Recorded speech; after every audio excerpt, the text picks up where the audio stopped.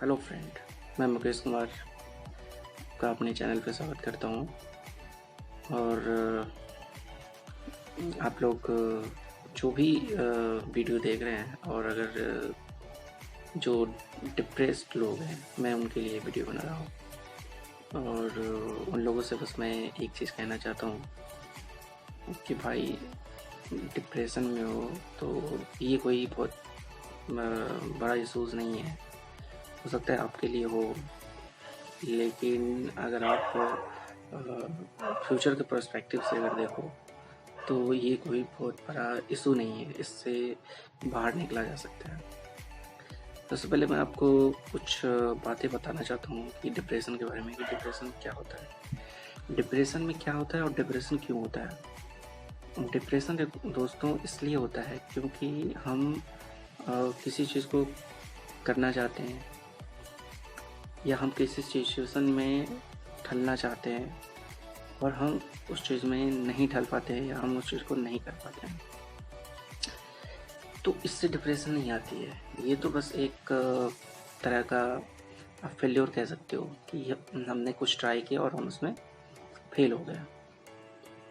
Depression जो है एक कंटिन्यूस प्रोसेस है, जो एक किसी भी प्रोसेस को कंटिन्यूसली करने के बाद ही डिप्रेशन आती है।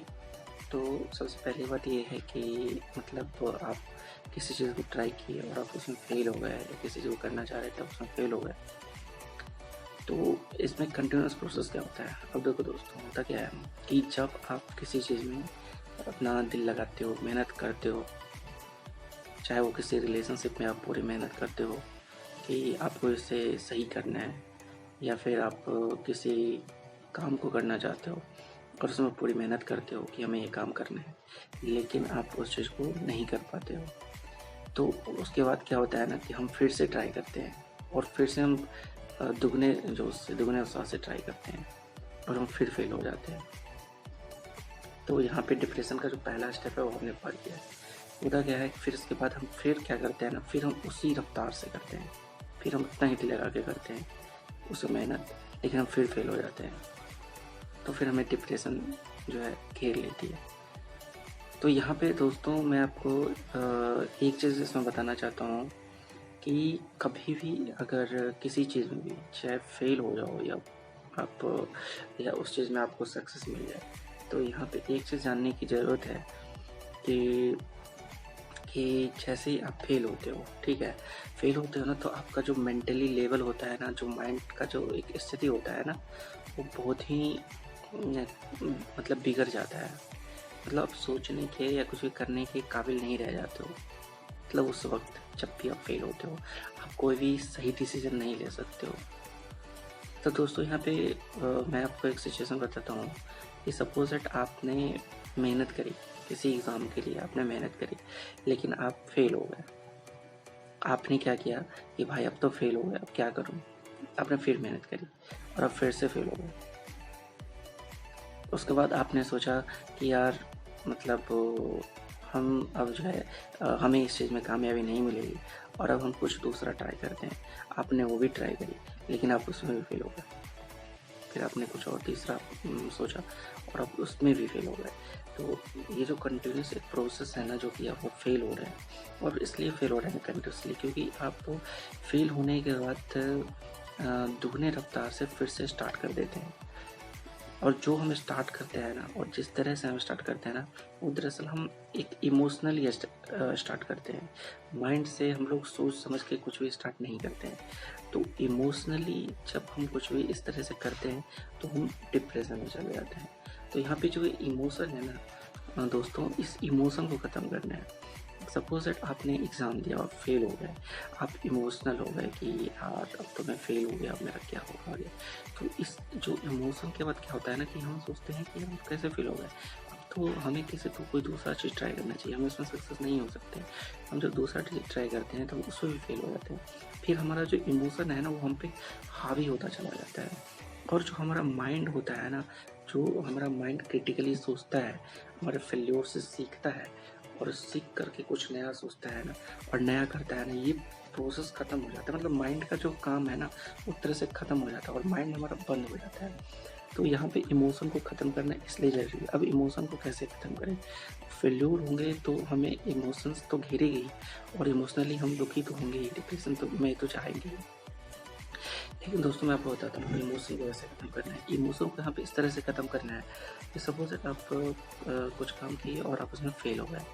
तो आप जैसे ही फेल हुए ना तो आप क्या करो ना, तो अपना जो एक जो भी आप मतलब कर रहे थे, जो भी आप कर रहे थे उसको ना एकदम मतलब छोड़ दो। 1 दिन, 2 दिन, 3 दिन, 4 दिन के लिए छोड़ दो। छोड़ने के बाद और उस 3 दिन में आपको क्या करना है मैं आपको बताता हूँ। उस 3 दिन में आपको कुछ भी ऐसा करना है जिससे आपको फ़ील हो कि आपको कोई टेंशन नहीं है, आपको कोई परेशानी नहीं है। इस तरह से आपको उस 3-4 दिन के अंदर करना है। उसके बाद जब आप रिलैक्स फ़ील करने लगो तो फिर आप छोटी सी शुरुआत करो। छोटी सी शुरुआत मतलब इन टर्म्स ऑफ कि जो भी चीज़ आप कर रहे थे उसी चीज़ में आप छोटी सी स्टार्ट करो, मतलब धीरे-धीरे करके आपको उस चीज़ को स्टार्ट करना है। जैसे आप फेल हो गए तो फेल होने के बाद आप अपने बुक को अचानक से पढ़ने लग जाओ और 4-5 दिन रिलैक्स करो। रिलैक्स करने के बाद फिर आप बुक को देखो और उसमें एक टारगेट बनाओ कि हमें आज एक चैप्टर ख़त्म करना है। फिर अगले दिन जब भी एक चैप्टर ख़त्म करना है। फिर 2-3 दिन, 4 दिन, 5 दिन तक एक चैप्टर करके ख़त्म करो। फिर ना तुम मतलब आपका जो दिमाग है ना वो एकदम से एक्टिव हो जाएगा। जब आप दिमाग से निर्णय लेते हो ना तो कहीं न कहीं आप वो आपको सक्सेस की तरफ ले जाती है। जब आप इमोशनली कुछ निर्णय लेते हो ना तो आपको मतलब फेल्योर की तरफ ले जाती है। तो यहाँ पे जब आप 3-4 दिन रेस्ट करने के बाद फिर 3-4 दिन आप छोटा-छोटा गोल बना करके उसको अचीव ना, फिर आपको अब दिमाग खुद बता देगा कि अब आगे क्या करना है। आपको खुद ही दिमाग बता देगा कि अब आगे से 2 चैप्टर करना है, फिर 3 चैप्टर करना है। इस तरह से ना आपका जो एक प्रोडक्टिविटी है ना, जो एफिशिएंसी है ना, वो किसी भी चीज़ में बढ़ने लगेगा। ये इन टर्म्स ऑफ किसी भी चीज़ में हो सकता है। सपोज़ दैट आप बिज़नेस में हो तो बिज़नेस के लिए हमें एक चीज़ समझना पड़ेगा कि जो बिज़नेस है ना वो सिस्टम से चलती है। कहने को तो आपको कोई भी कह देगा कि ये बिज़नेस कर लो, वो बिज़नेस कर लो, लेकिन हम लोग ना इमोशनली हम लोग किसी भी वीडियो को जब देखते हैं हम लोग इमोशनली देखते हैं। इमोशनली देखने का मतलब है कि हम लोग समझते हैं कि हमने देखा और वो चीज़ अपने आप ऑटोमेटिकली होने लगेगी। तो दोस्तों ऑटोमेटिक कुछ भी नहीं होता है, हर चीज़ सिस्टम से होता है और ये सिस्टम आपका बनाता है दिमाग। तो दिमाग सिस्टम तभी बना पाएगा जब आप दिमाग को वक्त दोगे और दिमाग को उस डिसीजन लेने के लिए आप मतलब मजबूर करोगे। दिमाग को मजबूर कब करोगे? जब आप इमोशनली किसी भी चीज़ से नहीं जुड़ोगे।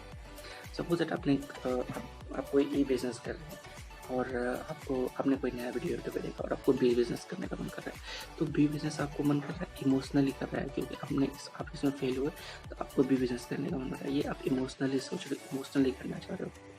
लेकिन यहाँ पे क्या है ना कि आप इमोशनली आप जब पहला बिज़नेस कर रहे थे, कहीं न कहीं अगर आप उसमें कहीं न कहीं कुछ भी आगे बढ़े हो, तो एक सिस्टम से आगे बढ़े हो। यहाँ पे आप इमोशनली आगे बढ़ना चाहते हो। आप ये सोचो कि जब आप दिमाग से मतलब काम करके जब आपका ये बिज़नेस नहीं चल पाया, तो इमोशनली कहाँ से चलेगा? तो कहीं न कहीं आपको ध्यान रखने होगा कि आपको सिस्टम को दुरुस्त करना है, कि इमोशनली कुछ मतलब आपको सोचना है।